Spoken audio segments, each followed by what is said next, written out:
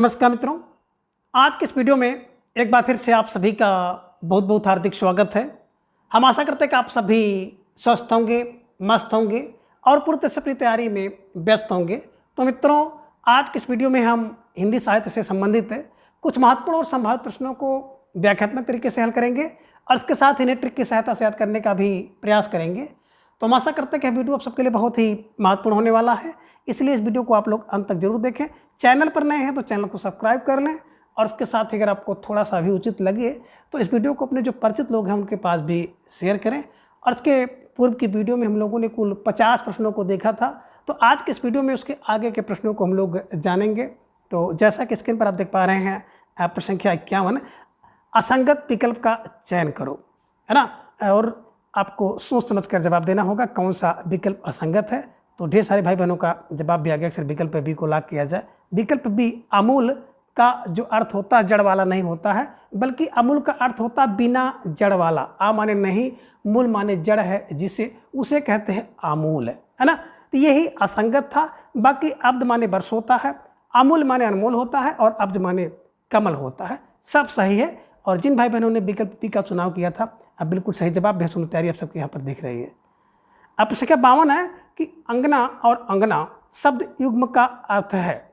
जवाब आपको देना है। प्यारा सा प्रश्न है। विकल्प आपके सामने आपके स्क्रीन पर, आपके जवाब की प्रतीक्षा में। और ढेर सारे भाई बहनों का जवाब भी आ गया कि सर विकल्प डी को लॉक किया जाए। अंगना, अंगना माने होता स्त्री और आंगना माने होता है आंगन, ये ध्यान में रखिएगा। और विकल्प डी को आप लोग हमेशा के लिए बिल्कुल, है ना, स्टार लगाकर अपने मन मस्तिष्क में छाप लीजिए। ठीक है, चलिए। प्रश्न 53 है कि सूर्य एवं शिवार या सत का अर्थ, है ना, सूर्य एवं शिवार या सत का अर्थ वाला युग्म है। जवाब दीजिए। विकल्प आपके सामने आपकी स्क्रीन पर दिख रहे हैं। तो ढेर सारे भाई बहनों का जवाब भी आ गया कि सूर्य के लिए अर्क होता है और शिवार के लिए अरक होता है। यानी कि विकल्प सी, जिन भाई बहनों ने जवाब दिया है, बिल्कुल सही जवाब और बेहद सुंदर तैयारी आप सबके यहाँ पर दिख रही है। निश्चित रूप से आप सब बधाई के पात्र हैं। ठीक है, चलिए। प्रश्न संख्या 54 है कि निम्न में सही संधि विच्छेद नहीं है। आपको जवाब देना है कौन सा संधि विच्छेद रूप सही नहीं है। आपके स्क्रीन पर 4 विकल्प हैं, चारों विकल्प को देखिए और उसके बाद विचार करके जवाब दीजिए कौन सा सही नहीं है। तो ढेर सारे भाई बहनों का जवाब भी आ गया, सर विकल्प सी को लॉक किया जाए। प्रत्येक की बात करते हैं तो प्रधन तो एक नहीं होता है, बल्कि प्रति धन एक, और शब्द आपका बनता है प्रत्येक। संधि का नाम है यण संधि, तो ये ध्यान में रख लीजिएगा। और जिन भाई बहनों ने विकल्प सी का चुनाव किया था, बिल्कुल सही जवाब और बेहद सुंदर तैयारी आप सबके यहाँ पर दिख रही है। प्रश्न संख्या 55 है कि निम्न में असंगत संधि रूप है। अब इनमें कौन सा संधि का रूप असंगत है, यानी कि संधि जो बनी है वो सही नहीं है। तो आप सबका जवाब भी आ गया, सर विकल्प डी को लॉक किया जाए। विकल्प डी, प्रणधन नेता, प्रणधन नेता। और यहाँ पर जो संधि बनी है परनेता, तो परनेता नहीं बल्कि प्रणेता होना चाहिए, है ना। और आपने नियम भी पढ़ा है कि री, रा और सा, है ना, री रा और सा, कौन सा, खट्टी सा। अगर इसके बाद कहीं भी आपको ना मिल जाए तो ना का अड़ा हो जाता है, ध्यान में रखिएगा। और यहाँ पर देखिए, पा में रा है, नीचे इसके बाद ना है, इसके बाद ता है, तो जो ना है रा के बाद उसी का अड़ा हो जाएगा और यहाँ पे शब्द बनना चाहिए था प्रणेता, है ना। तो यही असंगत है, यही अशुद्ध है और यही विकल्प आपका सही होगा। दूषधन अन दूषण हो गया, प्रधन नाम प्रणाम हो गया, भरधन अन वर्ण हो गया, ये ध्यान में रखिएगा। इसी प्रकार से ऋण, री धन न ऋण बन जाता है। कृष्ण, है ना, कृष्ण धन ना, कृष्ण, कृष्ण ना कड़ा हो जाता है, कृष्ण हो जाता है। तो सारी चीज़ों को आप ध्यान में रखिएगा और इसको बिल्कुल कंठस्थ कर लीजिएगा। ठीक है, चलिए। प्रश्न संख्या 56 है कि मृत धनमय का संधि रूप होगा। जवाब दीजिए। विकल्प आपके सामने है और ढेर सारे भाई बहनों का जवाब भी आ गया। अक्सर विकल्प बी को लॉक किया जाए। जो शब्द होगा मृणमय होगा, है ना। दा के स्थान पे अड़ा हो गया और मैं ये है, तो ध्यान में रखिएगा मृणमय। ठीक है, चल कि सही संधि विच्छेद नहीं है। आपको जवाब देना है। प्रश्न संख्या 57 आपके स्क्रीन पर है। 4 विकल्प आपके सामने है, तो थोड़ा सा सोच समझ कर आप इसका जवाब दीजिएगा। और ढेर सारे भाई बहनों का जवाब आ गया, अक्सर विकल्प सी को लॉक किया जाए। सम धन गति, यही जो विकल्प है ना, इसका संधि विच्छेद सही नहीं है। यहाँ पे सम मा में हलंत होना चाहिए था और गति, तब आपका शब्द बनता संगति, ये ध्यान में रख लीजिएगा। ठीक है, चलिए। बाकी समधनगत, समधनगम और समधन गठन सही है। ठीक है, चलिए। अब प्रश्न संख्या 58 है कि पहाड़ के ऊपर की समतल भूमि को क्या कहते हैं। अब आपको जवाब देना है कि पहाड़ के ऊपर की समतल भूमि को क्या कहते हैं। और ढेर सारे भाई बहनों का जवाब भी आ गया कि सर विकल्प डी को लॉक किया जाए। विकल्प डी अधिकता इज राइट आंसर, है ना। जो पहाड़ के ऊपर की भूमि है उसे अधिकता कहते हैं। अधिमाने वैसे भी ऊपर होता है, ध्यान में रख लीजिएगा, ठीक है ना। उपमाने नीचे होता है, उपत्यका तो पहाड़ के नीचे की जो समतल भूमि होती है उसको उपत्यका कहते हैं। उपकृत जिसपे उपकार किया गया उसे उपकृत कहते हैं। और उच्छित का मतलब होता है ऊपर फेंका हुआ, तो ये भी आप ध्यान में रख लीजिएगा, ठीक है। चलिए, प्रश्न संख्या 59 है कि जो बहुत कठिनाई से समझ में आता है उसको वाक्यांश के लिए एक शब्द में क्या कहते हैं। जवाब आपको देना है। प्यारा सा प्रश्न आपके स्क्रीन पर है और ढेर सारे भाई बहनों का जवाब आ गया कि जो बहुत कठिनाई से समझ में आए उसे दुर्बोध कहते हैं। दुर माने होता है कठिनाई से, बोध माने जिसका बोध हो, उसी को दुर्बोध कहते हैं। ये ध्यान में आप रख लीजिएगा और विकल्प ए को आप हमेशा के लिए रख लीजिएगा, ठीक है। चलिए, प्रश्न संख्या 60 है कि असंगत विकल्प कौन सा है। आपको जवाब देना है, तो पहले चारों विकल्प को आप देख लीजिए, इसके बाद का जवाब दीजिए। और ढेर सारे भाई बहनों का जवाब भी आ गया, इस विकल्प डी को लॉक किया जाए। जो काम कठिन हो उस काम को दुर्लभ कहते हैं, सुलभ नहीं कहते हैं बल्कि दुर्लभ। दुर् माने कठिन हो, लभ माने इसको प्राप्त करना। तो सुलभ जिसको करना आसान हो उसे सुलभ कहते हैं। तो जो काम कठिन हो उसे दुर्लभ कहते हैं, यही असंगत था। बाकी जिसको लाघना या पार करना कठिन हो उसे दुर्लभ कहते हैं। जिसको कठिनाई से वहन किया जा सके उसको दुर्वह कहते हैं। और जिसमें खराब आदत हो उसको कहते हैं दुर्व्यसनी। ये ध्यान में रखिएगा और विकल्प डी को आप हमेशा के लिए याद कर लीजिएगा, ठीक है। चलिए, प्रश्न संख्या 61 है कि सदा प्रसन्न रहने वाला या कला प्रेमी नायक है। अब इनमें कौन सा नायक ऐसा होता है जो सदा प्रसन्न रहता है और कला प्रेमी में नायक है। आपको जवाब देना है, विकल्प आपके सामने है। तो ढेर सारे भाई बहनों का जवाब आ गया, अक्सर विकल्प सी को लॉक किया जाए। धीर ललित इज राइट आंसर, है ना। सदा प्रसन्न रहने वाला और कला प्रेमी नायक होता है, उसी को धीर ललित कहते हैं, ठीक है। चलिए, प्रश्न संख्या 62 है कि जो मांस से रहित हो। अब जो मांस से रहित होगा उसके लिए वाक्यांश का एक शब्द क्या होगा। जवाब आपको दीजिए, जवाब आपको देना है और विकल्प आपके सामने दिख रहा है। तो ढेर सारे भाई बहनों का जवाब आ गया, अक्सर विकल्प बिल्कुल ही लॉक किया जाए। विकल्प भी निरामिष, है ना। जो मांस से रहित हो, निर्माने नहीं, मांस जिसमें हो उसे कहते हैं निरामिष, ठीक है। ये ध्यान में रख लीजिएगा। प्रश्न संख्या 63 है कफोड़ी का तद्भव रूप कौन सा है। अब इनमें कफोड़ी का जो तद्भव रूप कौन सा है, आपको जवाब देना है। प्यारा सा प्रश्न आपके स्क्रीन पर है, तो थोड़ा सा विचार करके जवाब दीजिएगा। और ढेर सारे भाई बहनों का जवाब आ गया कि विकल्प सी को लॉक किया जाए, कोहनी, है ना। जो कफोड़ी का तद्भव शब्द होता है कोहनी, ये ध्यान में रखिएगा। कौड़ी की बात करते हैं तो कौड़ी का प्रतिज्ञा होता है, कोड़ी का कुष्ठी होता है, ये भी आप ध्यान में रख लीजिएगा, है ना। हो सकता है किसी परीक्षा में यहाँ से कोई प्रश्न आपके जो परीक्षा में देखने को मिल जाए, ठीक है। चलिए, प्रश्न संख्या 64 है कि निम्न में किस्म का तत्सम रूप कौन सा है। अब किस्म का तत्सम रूप कौन सा है, तो ढेर सारे भाई बहनों का जवाब भी आ गया कि सर जो किस्म होता है ना, इसका तत्सम रूप विकल्प बी कृपाण इज राइट आंसर, ठीक है। चलिए, प्रश्न संख्या 65 है कैथा का तत्सम रूप कौन सा है। अब कैथा का तत्सम रूप क्या होगा, जवाब आपको दीजिए। और ढेर सारे भाई बहनों का जवाब आ गया कि सर विकल्प सी को लॉक किया जाए, कपित्थ, है ना। और इसी कपित्थ को कत्था कहा जाता है। कत्थे और चूने की बड़ी गहरी दोस्ती है। आपने पानी में देखा होगा, पान में, है ना। तो कपित्थ को कत्था भी कहते हैं, ध्यान में रखिएगा। और कैथा का तत्सम रूप है कपित्थ, ठीक है। चलिए, प्रश्न संख्या 66 है कि निम्न में कौन सा विकल्प असंगत है। इनमें एक जो विकल्प है वो असंगत है, यानी कि उसका तद्भव तत्सम रूप शुद्ध नहीं है। आपको जवाब देना है। तो ढेर सारे भाई बहनों का जवाब भी अब आ गया, अक्सर विकल्प बी को लॉक किया जाए। विकल्प बी, है ना, कि यहाँ पर जो देख पा रहे हैं आप, ये गौन का गोना नहीं होता बल्कि गौना होता है। गौना या फिर गवन होता है, ध्यान में रख लीजिएगा। गौन का गवन होता है, ये ध्यान में रखिएगा और विकल्प बी को आप सही कर लीजिएगा। बाकी गिद्ध का गिद्ध, गुंजना का गुंजन और घड़ा का घट होता है, ठीक है। चलिए, अब प्रश्न संख्या 67 है कि सही क्रम में मिलान करें सूची 1 और सूची 2। सूची 1 को सूची 2 के साथ मिलाना है। सूची 1 में आप देख पा रहे हैं कि विराम है और सूची 2 में इसके चिन्ह हैं। नीचे आपको एक कोड दिखाई दे रहा है, उसी के हिसाब से आपको इसको मिलाना है। तो थोड़ा सा स्क्रीन पर देखिएगा, उसके बाद इसका जवाब दीजिएगा। तो ढेर सारे भाई बहनों का जवाब भी आ गया कि अल्प विराम का चिन्ह बिल्कुल 4 में दिखाई दे रहा है, तो 4 हो गया। लाघव आप देख रहे हैं 3 में, बिल्कुल बी का 3 हो गया।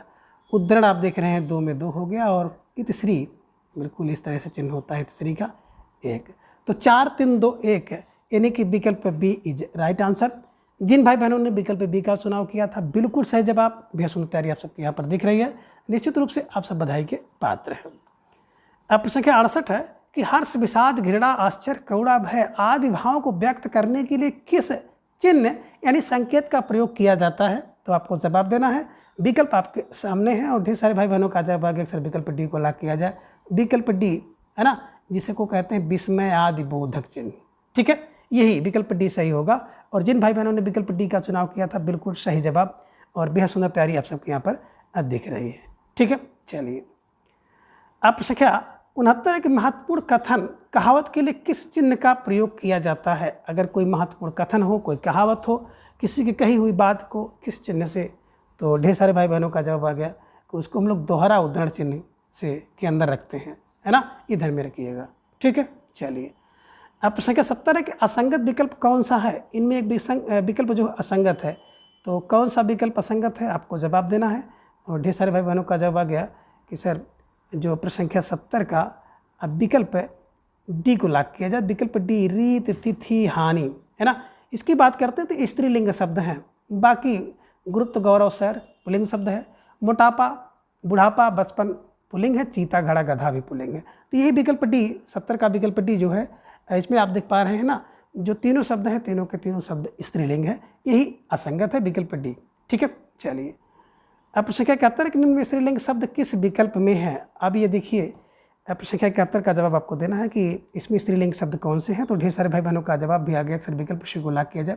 घबराहट, सुंदरता और महिमा ये स्त्रीलिंग शब्द रूप है ना। हाथी, दही, पानी, घी पुल्लिंग है। कपि, रवि, कवि ये भी पुल्लिंग है। नेपाल, जून, रविवार भी। देश, महीना, सभी दिन, ग्रह, पर्वत और धातु, रत्न, सभी, अनाज और फल फूल पुल्लिंग को जाना मत भूल। तो ये सब चीज़ें आप ध्यान में रख लीजिएगा। और इकारांत में देखेंगे हाथी, दही, पानी, घी, सारा ये शब्द देखने में तो आपको स्त्रीलिंग लगते हैं लेकिन पुल्लिंग होते हैं, तो ध्यान में रखिएगा। स्टार लगाकर इसे अपनी नोटबुक में दर्ज कर लीजिएगा। ठीक है, चलिए अब प्रश्न संख्या 72 है कि निम्न में सही विकल्प कौन सा है? ये लीजिए, इसमें एक विकल्प आपको सही मिलेगा, शेष 3 विकल्प बिल्कुल गलत हैं। तो कौन सही है? और ढेर सारे भाई बहनों का जवाब आ गया कि विकल्प सी को लॉक किया जाए। जो संतान स्त्रीलिंग शब्द है, ये ध्यान में रखिएगा, है ना। तो ऐसे दिमाग में बैठाना है, संतान स्त्रीलिंग है, बाकी कोयल स्त्रीलिंग होता है, उल्लू पुल्लिंग होता है इसलिए गलत है, पशु पुल्लिंग होता है ना। विकल्प सी संतान। और कुछ शब्दों को लिंग जानने के लिए आपको मेरा मेरी लगा लीजिएगा। मेरा संतान नहीं, मेरी संतान। तो जो सही बन जाए वही आपका सही होता है। मेरा मेरी लगा करके आप चेक कर सकते हो। ठीक है ना। और लिंग की बात, तो लिंग की पहचान के ढेर सारे नियम हैं, उन सभी नियमों को आपको पढ़ना होगा। तो विस्तृत रूप से मैंने क्लासेस की ली है, आप जा करके देख सकते हैं। और डॉक्टर बासुदेव नंदन जी की बुक को भी मैंने हिंदी व्याकरण की प्रसूत्री में जा करके आप देख सकते हैं, कवर करने का प्रयास किया है, कवर भी किया है। ढेर सारे टॉपिक आपको उसमें देखने को मिल सकते हैं। ठीक है, चलिए अब प्रश्न 73 है कि नाक पर मक्खी ना बैठने देना मुहावरे का अर्थ क्या है? अब नाक पर मक्खी ना बैठने देना, इस मुहावरे का अर्थ क्या होगा? जवाब आपको देना है। और ढेर सारे भाई बहनों का जवाब आ गया, विकल्प बी को लॉक किया जाए। निर्दोष बचे रहना। अब नाक पे मक्खी भी ना बैठे तो इसका मतलब है कि निर्दोष होकर के बैठे रहना, बचे रहना। विकल्प बी इज राइट आंसर। ठीक है, चलिए अब प्रश्न का 74 है कि निम्न में मुहावरा के अर्थ असंगत हैं। कौन सा मुहावरा उसका अर्थ असंगत है? तो आपको जवाब देना है और सोच समझकर आप जवाब दीजिएगा। और ढेर सारे भाई बहनों का जवाब भी आगे अक्सर विकल्प सी को लॉक किया जाए। मुंह की खाना माने मुंह से गिरा हुआ खाना नहीं, बल्कि मुंह की खाना का मतलब होता है बुरी तरह से पराजित होना, है ना। कहते भर मुँह खा लिए, मुँह की खा लिए, इसका मतलब है बुरी तरह से पराजित हो गए हैं। ठीक है, यही असंगत था। बाकी मुँह छिपाना माने लज्जित होना, मुँह पकड़ना माने बोलने से रोकना, और मुँह उतरना माने उदास होना। सब सही था, विकल्प सी ही असंगत था। इसी को आप लोग सही कर लीजिए। ठीक है, चलिए अब प्रश्न संख्या 75 है कि दांतों तले अंगुली दबाना मुहावरे का क्या अर्थ है? और मुहावरे से संबंधित प्रश्न आपकी परीक्षा में जरूर पूछे जाते हैं, इसलिए मुहावरे से संबंधित मेरे द्वारा वीडियो विस्तृत रूप से अपलोड की जा चुकी है, उसको आप जा करके देख सकते हैं, है ना। तो दांतों तले अंगुली दबाना मुहावरे का क्या अर्थ होगा? जवाब आपको देना है। विकल्प आपके सामने है और ढेर सारे भाई बहनों का जवाब आ गया कि दांत के तले अंगुली दब जाता है कोई ना, तो जब चकित होता है तो कहता हाय दादा, है ना, दांत के तले उंगली दबा लेता है। तो चकित होना, है ना, चकित होना इज राइट आंसर। विकल्प बी को आप लोग सही कर लीजिए। ठीक है, चलिए। प्रश्न 76 है कि वादे का पक्का शब्द के लिए उचित मुहावरा है। वादे का पक्का, इसके लिए उचित मुहावरा कौन सा होगा? जवाब आपको देना है। प्यारा सा प्रश्न आप सबके स्क्रीन पर है और आपको जवाब देना होगा। और ढेर सारे भाई बहनों का जवाब आ गया कि वादा का जो पक्का होता है ना, वो बात का धनी होता है। विकल्प डी, बात का धनी इज राइट आंसर। ठीक है, चलिए। प्रश्न का 77 है कि निम्न में मुहावरे एवं अर्थ को सही क्रम में मिलान करना है। तो एक तरफ आप देख रहे हैं सूची 1 में मुहावरा है और सूची 2 में उसका अर्थ है। नीचे आपको एक कूट दिखाई दे रहा है, तो उसी कूट के हिसाब से आपको इसको सुमेलित करना है, मिलान करना है। तो थोड़ा सा सोच समझ कर आप मिलान कर लीजिएगा और बिल्कुल ध्यान से मिलान करिएगा। और ढेर सारे भाई बहनों का जवाब भी आ गया कि विकल्प है ना, सी को लॉक किया जाए। 4 3 2 1 इज राइट आंसर, है ना, 4 3 2 1 इज राइट आंसर। अब देखिए, सिर उठाना माने विरोध करना, है ना, सिर उठाने का मतलब होता है विरोध करना। सिर भारी होना माने सिर में दर्द होना। सिर पीटना माने शोक करना। जब किसी के यहाँ कोई अप्रिय घटना हो जाती है तो सिर पीटना होता है, सिर पीटता है। और सिर फिर जाना, अगर किसी का सिर फिर जाए, सिर घूम जाए तो पागल होना, उसका अर्थ होता है पागल होना। यानी कि विकल्प सी 4 3 2 1 इज राइट आंसर। प्रश्न 78 है कि पूजनीय में प्रत्यय होगा। अब पूजनीय में कौन सा प्रत्यय है, आपको जवाब देना है। प्यारा सा प्रश्न है और ढेर सारे भाई बहनों का जवाब भी यहाँ पे आ गया कि सर विकल्प है ना, सी को लॉक किया जाए, अनीय, है ना, पूज्य धन अनीय। पूज्य धन अनीय बराबर पूजनीय, ध्यान में रख लीजिएगा। विकल्प सी को आप लोग बिल्कुल कंठस्थ कर लीजिएगा। प्रश्न 79 है किस शब्द में इन प्रत्यय नहीं है। अब किस में इन प्रत्यय नहीं है, आपको जवाब देना है। तो सोच समझ कर जवाब दीजिएगा। और ढेर सारे भाई बहनों का जवाब आ गया सर विकल्प डी को लॉक किया जाए, विलीन में, है ना। लीन में बी लग गया है, उपसर्ग है, यहाँ पर बी उपसर्ग है, बी धन लीन, विलीन उपसर्ग है। बाकी प्राचीन में, है ना, प्राची धन इन प्राचीन, समय समी धन चीन, समय समीच धन इन समीचीन, और कुल धन इन कुलीन, ये ध्यान में रख लीजिएगा। विकल्प डी को आप लोग लॉक कर लीजिएगा। प्रश्न 81 है कि निम्न में कौन सा कर्तावाचक कृति प्रत्यय है। अब कौन सा जो प्रत्यय है कर्तावाचक है ना, जिसके प्रयोग से शब्द जो बनता है वो कर्ता का काम करता है। जब आपको देना प्रश्न संख्या 80 का, तो ढेर सारे भाई बहनों का जवाब आ गया सर विकल्प बी को लॉक किया जाए, अक्कड़ प्रत्यय। घुमक्कड़ सोक्कड़ पियक्कड़, है ना, इसका मतलब होता है घूमने वाला, पीने वाला, है ना। ये ध्यान में आप रख लीजिएगा। विकल्प बी को आप लॉक कर लीजिएगा। ठीक है, चलिए। प्रश्न संख्या 81 है कि निम्न में से किस शब्द की रचना प्रत्यय से हुई है। अब इनमें कौन सा शब्द है जिसकी रचना प्रत्यय से हुई है। तो ढेर सारे भाई बहनों का जवाब आ गया अक्सर विकल्प डी को लॉक किया जाए। विकल्प डी कोई नहीं इज राइट आंसर, है ना। इसमें कोई भी शब्द ऐसा नहीं है, विकल्प ऐसा नहीं है जिसकी रचना प्रत्यय से हुई हो। ठीक है, चलिए। प्रश्न संख्या 82 कि एक प्रत्यय का उदाहरण कौन सा है।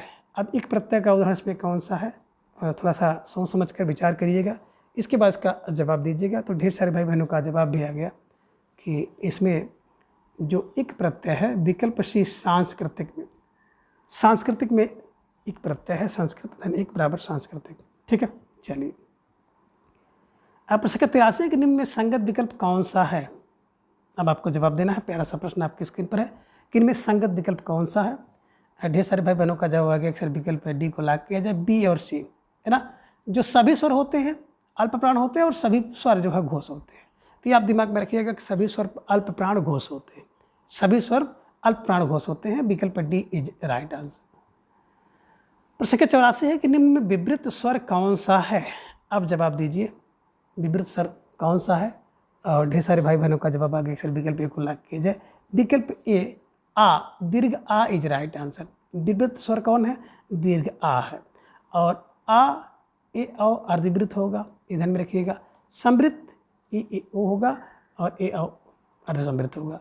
तो कहने का आशा है कि आप थोड़ा ध्यान में रखेंगे तो विकल्प ए को आप बिल्कुल लगा पाएंगे। माने खुला हुआ, जैसे डॉक्टर के यहाँ जाते हैं, डॉक्टर पूरा कहता है भैया आ कहो, जैसे बच्चे आ कहता है मुँह खुल जाता है और दवा उसको पिला देता है।